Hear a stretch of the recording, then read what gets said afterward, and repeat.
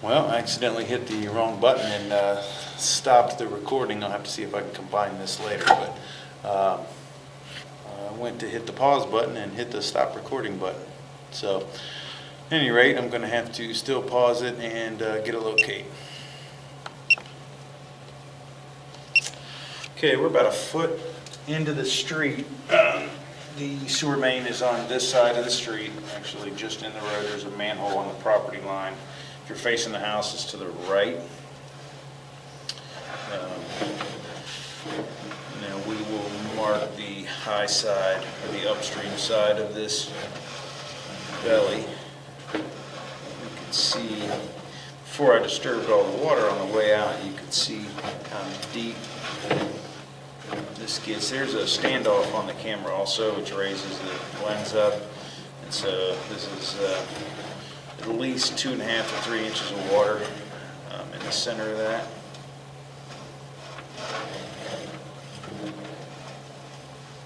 Let's see, this is the high side here. Probably starting at about that joint is probably where it dropped. So we're going to pause the video again and get another locate. Okay, so this is marked and this is up in the yard a little bit. So 46 to 63 is about 17 feet. So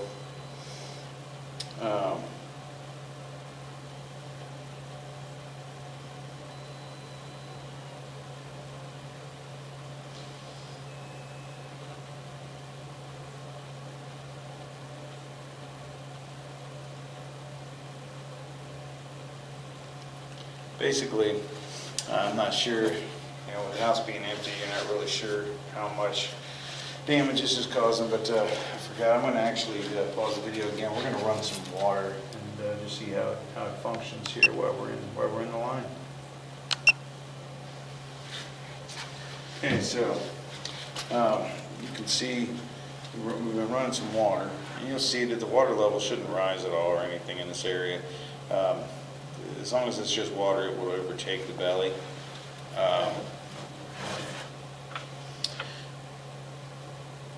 And in a lot of cases, the thing you're worried about is that the water starts leaching out when it's sunk like this, and then you have solids that'll get stuck in the low spot and build up and then cause blockages. A lot of times, just toilet paper would disintegrate. Most things would, but the big worry here is that you can actually see kind of a little swale forming directly above where the line is sunk. So maybe also, where the ground is settled and everything around it. And so again, there's no blockage right now, and as we run water, you'll see like it's not overtaking it. Water will overtake it easily as long as the the ending, the connection on the main is lower than the origin of the line, obviously. Similar to like a siphon or whatever on a trap, if you're trapping fixtures. But hoping that this would be the responsibility of the sewer department. I really don't know because of the area. It's kind of hard to tell. I don't know who the sewer department is for this area, but I would recommend to contact them first and see if they're responsible, because the line does end, or the belly, I should say, ends at the main, but the lowest spot is kind of about maybe 4 or 5 feet onto the property, and so I'm not sure who would take responsibility in this case, but everything else, the bad part is that everything else on this line looks great. You just have that belly between 46 and 63 feet that if that starts holding solids, which in this case it's not holding any solids right now, but the house is also empty, so you'll know, we're just running straight water through it. So I am going to recommend that it be repaired.